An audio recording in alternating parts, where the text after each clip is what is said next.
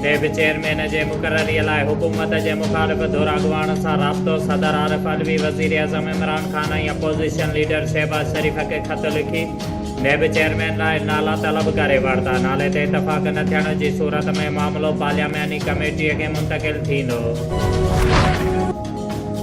आम चूंडूं electronic voting machine ते कराइण जा ऐलान कंदड़ हुकूमत इस्लामाबाद जूं मकानी चूंडूं इलेक्ट्रॉनिक वोटिंग मशीन ते कराइण खां मौज़रत करे छॾी।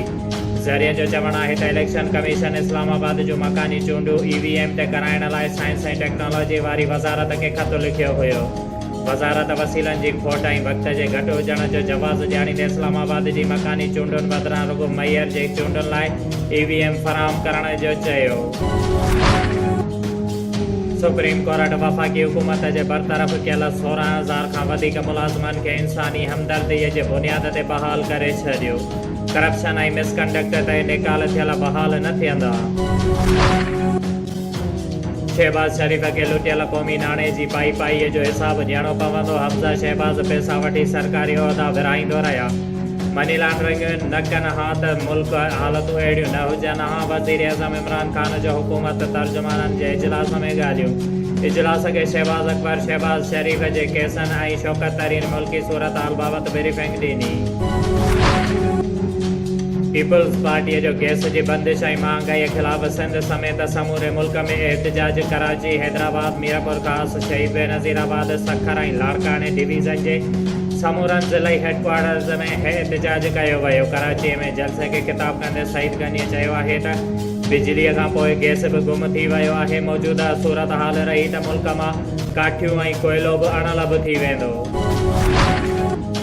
हुक्मरान अवाम खे 3 वेला मानी बचाइण वारो वाइदो बि निभाए न सघिया। मुल्क में गैस बहरान शिदत इख्तियार करे वरिती। कराचीअ में सनअतुनि खे गैस जी फराहमी बंदि करण बावजूदि घरनि जा चुल्हा ॿरी न सघिया। शहरी खाधो होटल्स तां घुराइण ते मजबूर। होटलनि वारा भाॼी ऐं मानीअ जा अघ वधाए छॾिया। वारे हथाणे ते पुलिस जे साम्हूं अबड़ान ऐं पतोजा बिरादरीअ जे ॿिनि धुरियुनि में जहिड़ो पुलिस गाइब थी वई।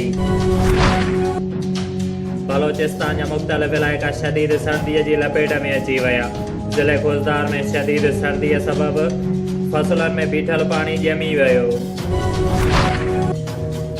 डिप्टी कमिश्नर शहीद बेनज़ीराबाद आमिर हुसैन पहवर अवामी शिकायतुनि जो नोटिस वठंदे नवाबशाह जे पीपल्स मेडिकल यूनिवर्सिटी फार्मोमेंट जे वाइस चांसलर प्रोफेसर डॉक्टर गुलशन मेमण सां गॾिजी पीपल्स मेडिकल इस्पताल नवाबशाह जो ओचितो दौरो कयो। दौरे दौरान डिप्टी कमिश्नर इस्पताल जे मुख़्तलिफ़ वार्डनि जो मुआइनो करे मरीज़नि खां मिलंदड़ सिहत जे सहूलियत बाबति मालूमात वरिती ऐं सफ़ाई सुथराई ड्रेनेज ऐं पाणीअ जी नेकाली तोड़े इस्पतालनि अंदरि गाॾियुनि खे पार्किंग जो पिणु जाइज़ो वरितो। उन मौक़े ते डिप्टी कमिश्नर पीपल्स मेडिकल इस्पताल नवाबशाह जे मेडिकल सुपरिटेंडेंट डॉक्टर फिदा हुसैन चांग खे हिदायत कंदे चयो त इस्पताल अंदरि दाख़िल तोड़े रोज़ानी OPD लाइ ईंदड़ मरीज़नि खे घुर्बल दवाऊं फ़राहम कयूं वञनि।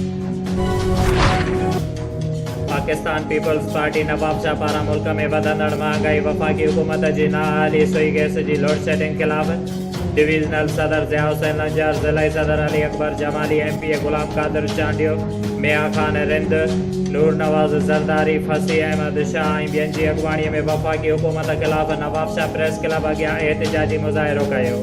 उन मौक़े ते अॻुवाणनि चयो त इमरान ख़ान जी हुकूमत नाकाम थी चुकी आहे। मुल्क में वधंदड़ महांगाई ऐं सॼे मुल्क में सुई गैस जी लोड शेडिंग पाकिस्तान जे अवाम खे परेशान करे छॾियो आहे।